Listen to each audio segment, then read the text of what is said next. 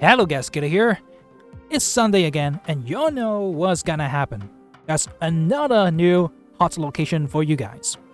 Okay, this time it's gonna be Asgard. Everybody is going to be very familiar with Asgard, right? It is a common location. After turn 4, whoever's winning here draws 2 cards. Okay, so in this location we want the early game to be extremely strong. And today, I'm going to recommend some great cards to play and a couple of decks that do really well in Asgard. Now before we get into it, do not forget to sub for free and stay tuned for more awesome Marvel Snap content. Now let's get back into the game. Okay, so these are some really good cards for early power push in Asgard. First off, we're going to swarm the board. And if we want to swarm the board, Ant-Man is gonna be great, because it's a 1 energy 4 power guy, which is extremely good. And that's Hood.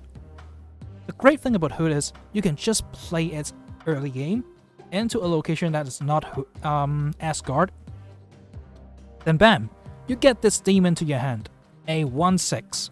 Yeah, you just drop it, you play this into, say, the first location, it's not Asgard, right? You put it there. Then you get this in your hand and slap down a demon when Asgard pops up.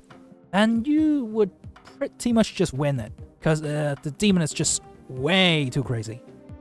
And of course there are some other cards like Angela. You can slap her down early and then put a ton of these 1-cost cards down into that location. And then you're gonna win Asgard. Sunspot is just great, because if you don't have enough early game cards, then Sunspot can scoop up some unspent energy for you as its own power. Then of course, if we want to talk about pure power, Ebony Maw is the strongest 1 drop. 1 energy, 7 power. It's just unmeasurable. I mean, you have to slap down a Hood with -2 to get the demon, which is 1/6. But with Ebony Maw, it's just a pure or 1/7 card. Yeah, that's one small downside is you can't play this after turn 3, and if you already played Ebony Maw down, you can't play any more cards into that location. So definitely beware. But it's actually a really great turn 3 drop if you got it in hand, that is. And of course, there are some combo cards you can do. Okay, Forge is actually really great here, because even on turn 2, if the 3rd location is still not revealed and the first 2 are not Asgard yet, you could just play down Forge and wait for it to see, if the final location is Asgard or not. So, Forge on reveal, give the next card you play +2 power. Then you can combo it with either Mr. Sinister or Brood. They're all going to summon a ton of stuff, while Mr. Sinister only summons 1 clone, and if you spend 1 more energy, that's Brood. 3 energy for 3 bodies, which you have buffed with your Forge. Yeah, that's gonna be really great power. And the best thing about this is you can hold on to playing your stuff until, say, turn 3 or 4. So you can just slap down your Forge and then wait for it. See if your opponents are going to play or commit into Asgard. Then you can play accordingly. This is the strong part about this combo particularly. Yeah, if you just Forge into Brood, it's going to be 3 energy for 12 power. Yep, your opponents can never even catch up. Then of course, if you have already flooded the board to 3, then you can Wolf Spain, because with each other card you have there, you gain +2 power.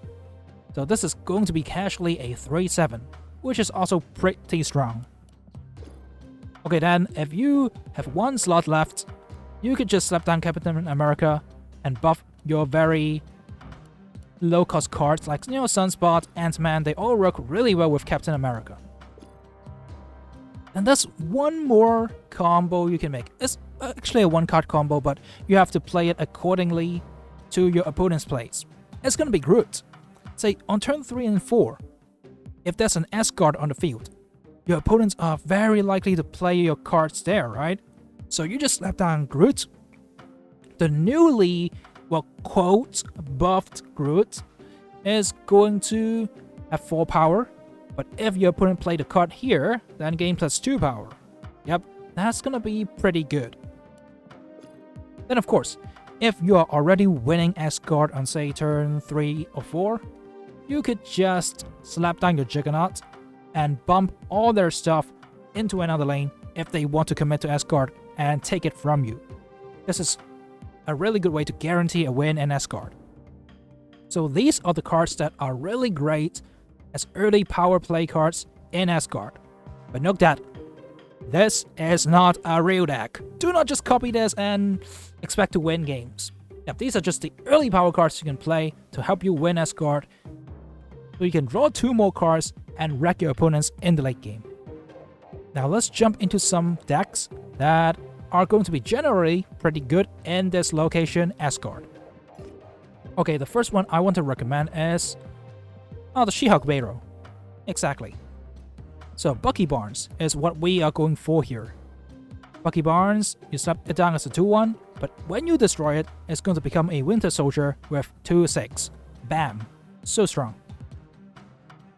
The best combo here is usually going to be, say, Bucky Barnes into Deathlock.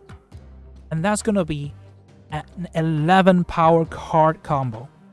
It's really difficult for your opponents to catch up, and usually if they see Deathlock popping Bucky Barnes on turn 3, then they'll just pretty much give up on Asgard.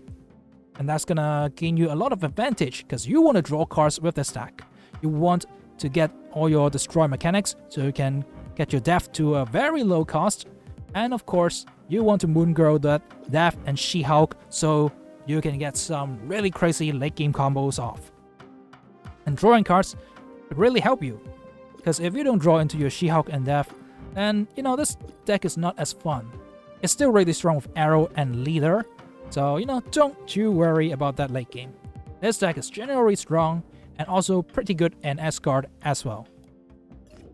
Now there's another one that I want to recommend. This one, I'm not going to talk about it too much, because, it's a pretty simple deck.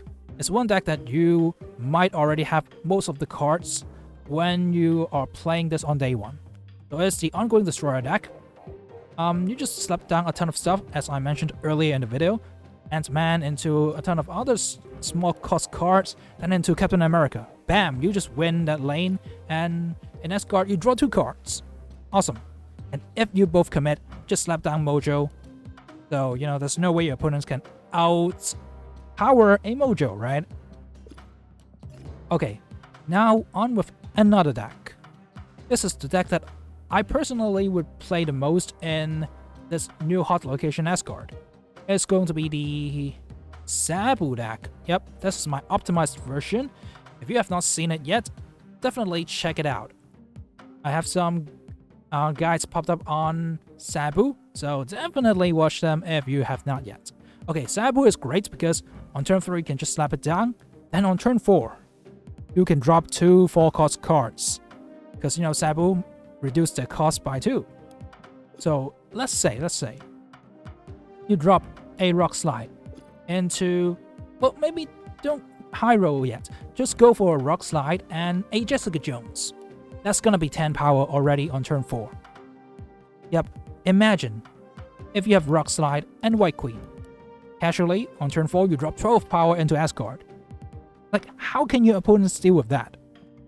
And of course, if you are already winning Asgard, Crossbones can help you secure the win, because it's gonna be a casual 2/8 with the help of Sabu, of course. Yep, Sabu is really great into Asgard because you already start discounting your stuff by 2 on turn 3. So on turn 4 you can slap down a ton of power which your opponent might not expect, especially with the cards that I mentioned. Especially you, Crossbones. You're just great. You don't see Crossbones that often in other decks, but in a Sabu deck, it is well worth playing it. So hopefully you guys have enjoyed this guide. If you have, do not forget to sub for free and stay tuned for more awesome Marvel Snap content. Now have fun with the new hot location being Asgard, and peace out, guys.